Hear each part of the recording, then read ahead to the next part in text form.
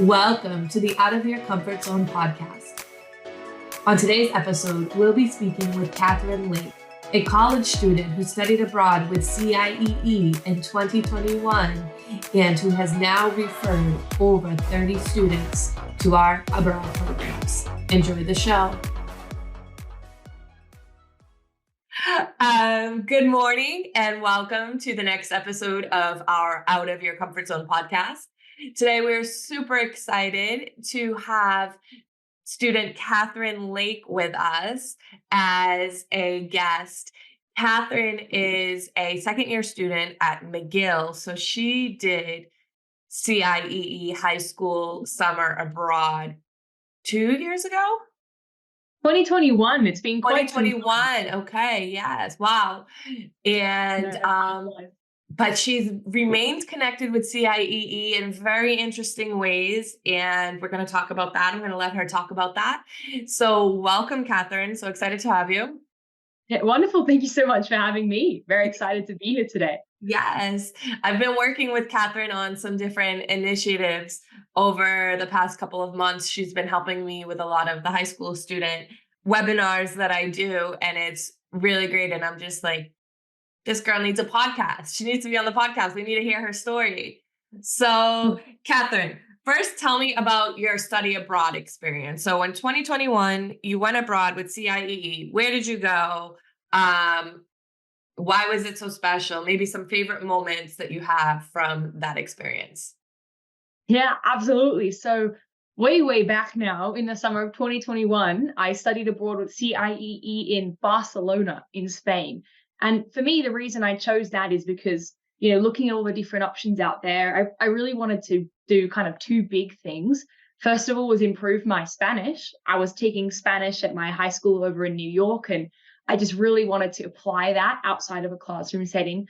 But B, I've never been there, and it was a very different way of life and a different approach to just being than I was used to in New York. New York is very hustle and bustle, constant movement, especially in the city. And Spain is that the culture is very different and very interesting. So I was really excited by that. So that's what I did in the summer of 2021. And while I was there, it was honestly an incredible 4 weeks. We had not just the lessons, which were really helpful. I was in the class where everyone else was bilingual except for me. So I really had to be pushed to, keep up, which was really useful. And everyone was really friendly. Leads me to my second point, made a lot of friends. We actually still have a group chat that we Snapchat each other in all the time. The hypothetical reunion, we keep moving it, but it's going to happen. It's going to happen. Totally. Absolutely. And then we also did a lot of just out and about things. Like we learned how to cook different kinds of foods. We did flamenco classes. We went to a bunch of beaches together, and it just felt like so much more than just, pure education in a classroom. It was real cultural and just life enrichment. So I'm super grateful to have been a part of it. Yeah, that's great. So do you feel like your Spanish got better while you were abroad? Oh, claro que sí. And literally so much better. Yeah. There came a point where, and I remember this very clearly, when I realized I no longer had to translate in my head. That was perhaps the most insane moment of my entire language learning life. Especially if you're out there listening to this, oh, I don't believe, I'm not saying my vocabulary became super, I know every single thing, but just the ability to speak freely and not have that buffer was Right. life-changing. And that was what CIE did really, was remove that through just 4 weeks of intensive support and learning, and with my host mom too, who I'm still in touch with as well. That is great. Do you still talk to your host mom? Yeah. So you have to go back to Barcelona to see her. I know I do. She keeps telling me to come visit. I really should go. It's been a while, but she was so lovely and gave me it's really a safe space in your home state to begin this journey, because there's so much input that you get when you're outside in classes on excursions. It's really can be quite draining. It's sometimes exciting but a bit draining. But just knowing I was coming back to her, her house, her very cute dog, it was just, it was super comforting. And she made some amazing food for us as well, and had great stories to tell. So really just an amazing homestay experience. We love that. What was your favorite food that you ate while you were in Spain? There's so many good things. I know. I will say I had way too much like sugar, way too many sugary things I was enjoying. But I feel like that's where most of my external money went. But in terms of what she made, oh, so many things. We would go out and have a couple of times like tapas together.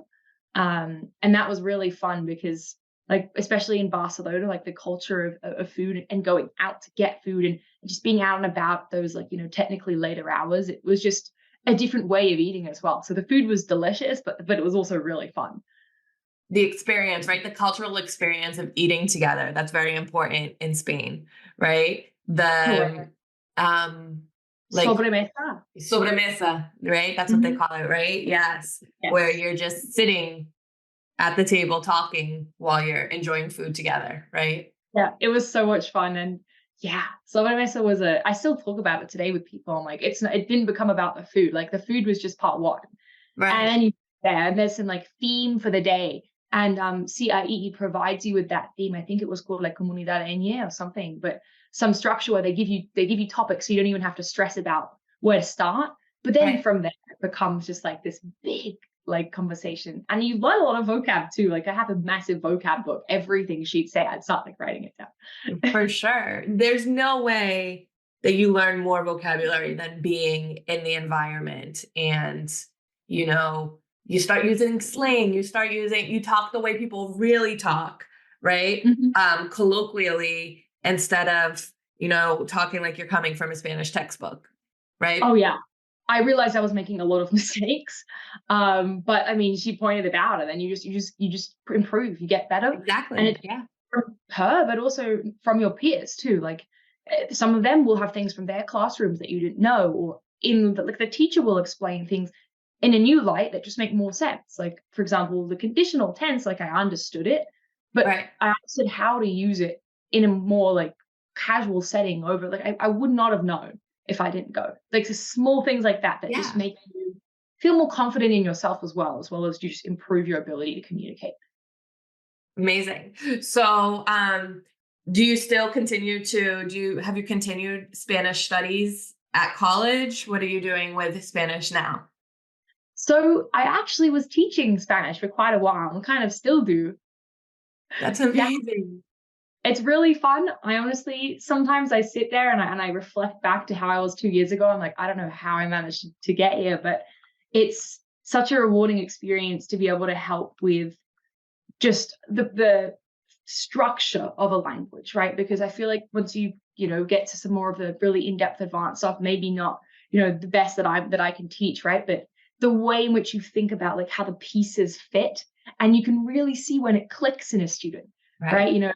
For me it clicked with, some explanations that CIE had, but for others it clicked at completely different periods with like different approaches. So it becomes like a game basically. Okay, like okay, this strategy for conditional and imperfect didn't quite work, what about this way of thinking about it? And then you'll see it when it visually hits, and it's just Comes it's just the together. most rewarding thing. It's so fun. It is. And there is something to be said about you as a language learner, you as somebody who has learned Spanish, that you Mm, can put yourself in the shoes of the person that is learning and help them understand in certain ways that perhaps, somebody, I mean, obviously we all want native speaker teachers, right? But there is something to be said about having that person that understands the process of learning Spanish as a second language mhm, and the different tricks and the different, just like you said, or common mistakes, or you would think it's that way because it's this way in English, but it's actually mm. not, right? There was a lot of those. There was a lot of those. But yeah, it's just a different approach because Yeah, it's one thing to read the textbook and then another to like talk to a student who's also read the textbook and can tell you what chapters to skip and what chapters to focus on. exactly. Exactly. Mm. That's really cool. So your Spanish has been maintained and you're teaching it. So that is definitely a huge impact that CIEE has had on you. What other ways would you say that your study abroad experience impacted you? Oh, so many ways. I'd say the first is just you become connected in a completely different way to everything around you because me, I was very fortunate to have grown up in Sydney. So I've had the experience of living in a different country before, but I've never lived in a different country in a language that's not, my first language before. And you just see things differently. in an English world, you can sometimes just like, head down, focusing on like what's important to you. But when you're unfamiliar with the very conversations around you, you start focusing on like different things. Yeah. So now, taking Montreal, where I go to school, it's a bilingual city, and now I can notice those different things. It can be everything from, you know, architecture, because I didn't used to like look at buildings, and I mean Barcelona is beautiful. So now I'm always like, ooh, I really like this. Or it'll be some like specific phrase someone will use in French or something where you just wouldn't have noticed it before, but now it jumps out at you. Right. So things like that is really powerful. I'd say something else as well that's changed me is just, I was very fortunate to have gone with CIEE, and now seeing how much room there is to really give back to people who want to travel. Right. And that's a lot of what I love to do now, and a lot of what I'm really, overjoyed to see so many people doing now. And I mean, once you make it to quote unquote the other side of the program, and you see how much effort like you and then all the other program administrators, program leads, and alumni put into making CIEE constantly somehow even better, like that is really inspiring. And that is I guess one of the biggest impacts as well, outside of the learning, the friends, and just the way you think. Yeah. I love that. So, yeah, that takes us to, how you have remained connected with Mhm. CIEE over the past 2 years. Um, I remember being in a Teams chat a couple months ago, and one of my coworkers said, "Oh, that girl from New York City who made $6,000 in referrals and gave it all back." And I said, "What? Who is this girl? I need to find her. People tell me her name. What is her email address? Like, I gotta talk to this girl." Because Mhm. as a lot of you who are listening will Mm, know, CIEE works with having the student alumni refer mm, friends to go on our programs, and that provides a discount for the student traveling, and also a cash reward for the student referrer for the alumni. And so I immediately reached out to Katherine, and I said, "I need your help to talk to my students about how you've referred and some of your techniques that you've used."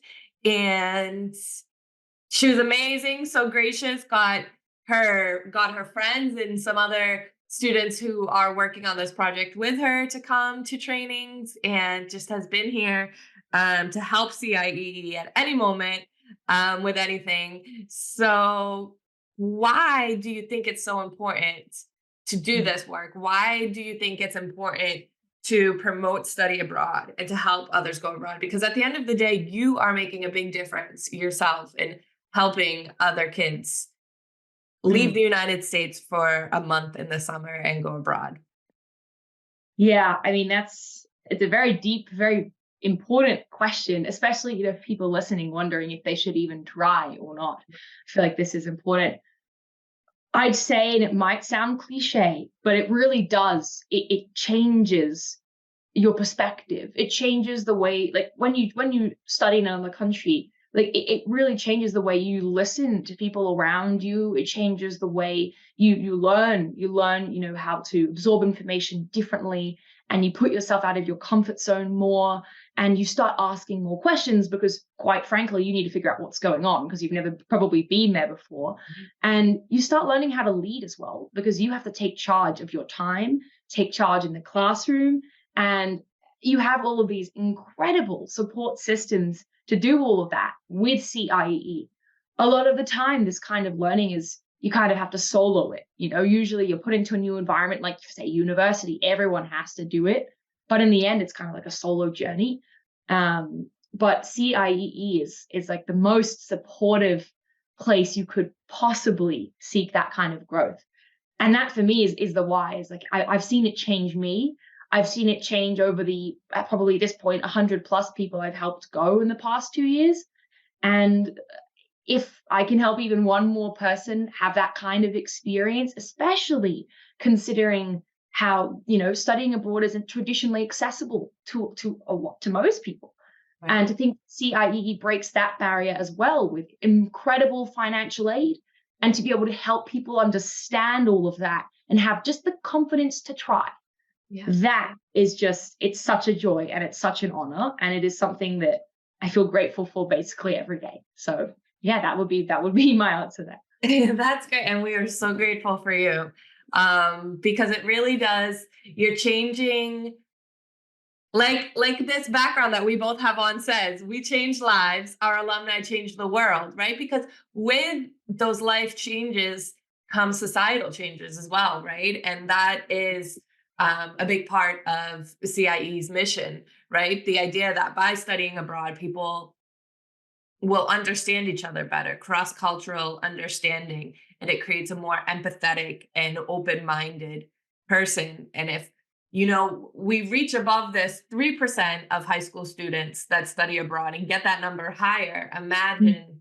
imagine the ways that society will change. And you have done such important work to help get that number higher, right? In your community, in your bubble, in your, range of what is that saying? The like your range of influence, your scope of influence, right? Fear of one of those words, Sphere of right? influence, yes.